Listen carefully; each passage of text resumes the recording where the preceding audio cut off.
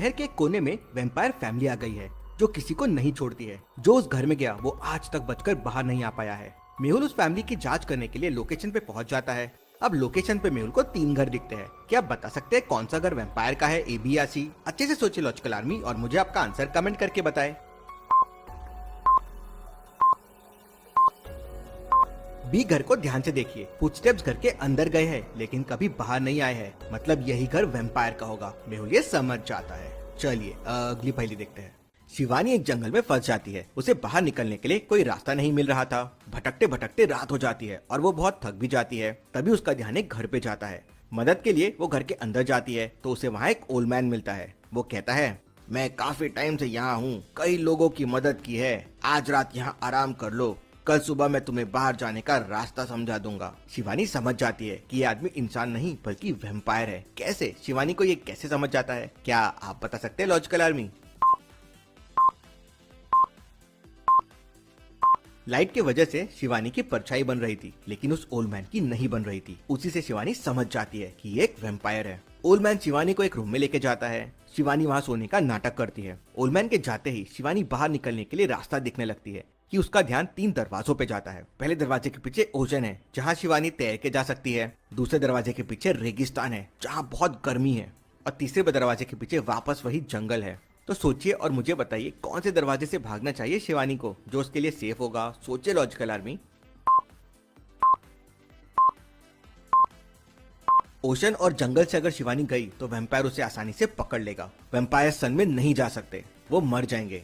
मतलब दूसरा रास्ता रेगिस्तान वाला शिवानी के लिए सेफ रहेगा।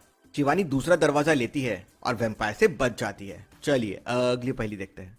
शिवानी दूसरा दरवाजा लेती है और वैम्पायर से बच जाती है। चलिए अगली पहेली देखते हैं।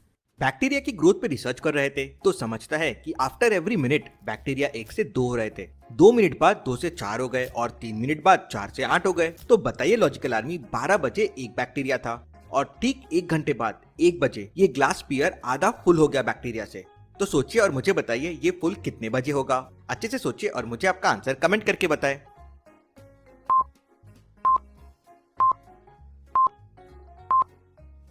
हर मिनट में 1 से 2 हो रहे थे। अब आधा फुल हो चुका था। अब अगले मिनट में सारे बैक्टीरिया 1 से 2 हो जाएंगे तो 1 मिनट में ही ये स्पीयर पूरा फुल हो जाएगा। मतलब 1 मिनट पे ये फुल हो जाएगा। चलिए अगली पहेली देखते हैं। एक घर में चोरी हो जाती है। मेहुल तुरंत वहां पहुंच जाता है। घर का मालिक संजय मेहुल को बताता है कि कोई बाहर से आया था, खिड़की का कांच तोड़ा, नॉब खोला और घर के सारे पैसे और ज्वेलरी चोरी करके भाग गया। उस वक्त घर पे कोई नहीं था। उसकी बात सुनकर मेहुल क्राइम सीन को ठीक से देखता है और समझ जाता है कि चोरी करने वाला कोई बाहर का नहीं बल्कि घर का ही था। कैसे? मेहुल को ये कैसे समझता है? क्या आप बता सकते हैं लॉजिकल आर्मी?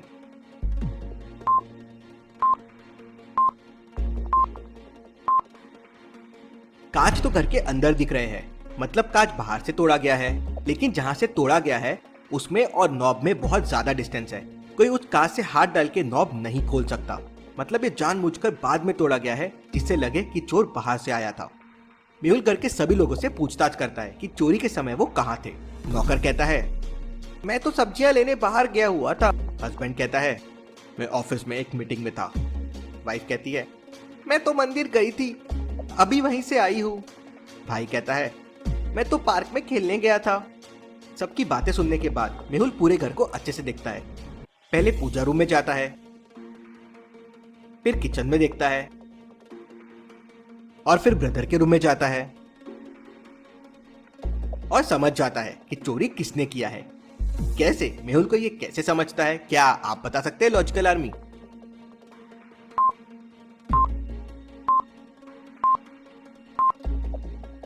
मेहुल ने किचन में देखा था कि पहले से वहां बहुत सारी सब्जियां रखी हुई थी, मतलब अभी सब्जियां लाने की कोई जरूरत नहीं थी। तो फिर नौकर सब्जी लेने क्यों गया? मतलब वो झूठ बोल रहा है। मेहुल ये समझ जाता है और उसे पकड़ लेता है। चलिए अगली पहेली देखते हैं।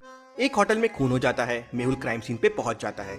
मैनेजर मेहुल को बताता है कि इन्होंने लेट नाइट फ्लाइट लेनी थी और रिमाइंडर देने के लिए कहा था, लेकिन काफी देर तक नहीं आने पे मैंने रूम में चेक किया तो इनकी लाश देखी। देख के लगता है कि खून चाकू से हुआ है। मेहुल आसपास चेक करता है लेकिन मर्डर वेपन कहीं नहीं मिलता है। मैनेजर बताता है कि राजमोहन और कुमार ये तीनों लोग रूम में गए थे। सर, इस रूम में पानी नहीं आ रहा था तो मैंने बस वो ठीक किया और बाहर आ गया। राज कहता है, सर ड्रिंक कर रहे थे, उन्हें आइस क्यूब चाहिए था। मैंने आइस क्यूब्स का बॉक्स लेके आया, उन्हें आइस दिया और चला गया। कुमार कहता है, मैं तो सिर्फ उन्हें खाना देने आया था। मैनेजर बताता है कि फ्लोर पर मेटल डिटेक्टर भी है, मतलब अगर कोई चाकू लेकर अंदर आता तो पकड़ा जाता। इंटरेस्टिंग। मेहुल फिर लाश को अच्छे से देखता है और समझ जाता है कि खूनी कौन है। कैसे, क्या आप बता सकते हैं लॉजिकल आर्मी?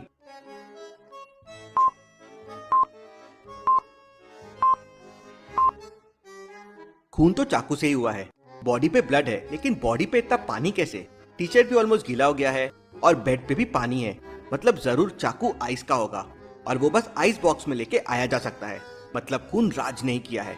मेहुल उसे पकड़ लेता है। चलिए अगली पहेली देखते हैं। नीचे आपको 4 तरह के फ्रूट दिए गए हैं, इनमें से एक ऑड वन आउट है, मतलब बाकी तीनों से अलग है। क्या आप अच्छे से सोच के बता सकते हैं वो कौन सा फ्रूट है? सोचिए और आपका आंसर कमेंट कीजिए।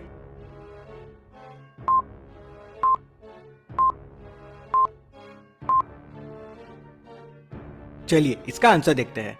चारों ही फ्रूट्स में बीज होते हैं, लेकिन सीताफल एक ऐसा फ्रूट है जो कभी खट्टा नहीं होता और बाकी तीनों फ्रूट खट्टे हो सकते हैं, इसलिए इसमें सीताफल ऑड वन आउट है। चलिए अगली पहेली देखते हैं। सोनू का दोस्त रोहन उसके घर आता है और सोनू उसे बताता है कि कल रात बहुत तेज आंधी तूफान आई थी और उसकी बालकनी में टंगे सारे कपड़े सामने वाले खेत की तरफ उड़ गए थे और ये इतना बड़ा पेड़ भी मेरे घर के सामने आके गिर गया था। लेकिन रोहन तुरंत समझ जाता है कि सोनू झूठ बोल रहा है। कैसे? लॉजिकल आर्मी, क्या आप बता सकते हैं रोहन को ये कैसे समझा?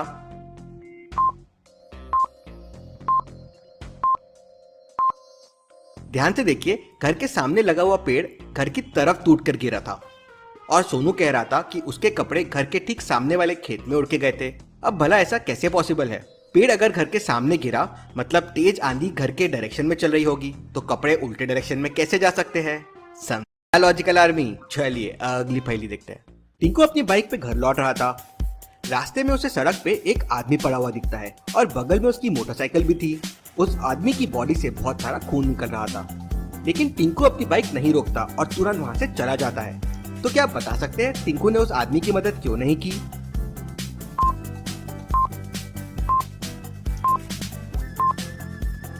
चलिए इसका आंसर देखते हैं। उस आदमी की बॉडी के आसपास बहुत सारा खून पड़ा हुआ था, लेकिन उसकी सफेद शर्ट पर खून का एक भी दाग नहीं था और उसकी बॉडी से खून नहीं निकल रहा था, मतलब जरूर वो आदमी नाटक कर रहा था जिससे शायद वो टिंकू को लूट सके। टिंकू ये समझ जाता है, इसलिए पुलिस को फोन कर देता है। चलिए अगली पहेली देखते हैं। इन दोनों को ध्यान से देखिए और मुझे बताइए दोनों में से कौन बच जाएगा, ए या बी? सोचिए और मुझे आपका आंसर कमेंट करके बताएं।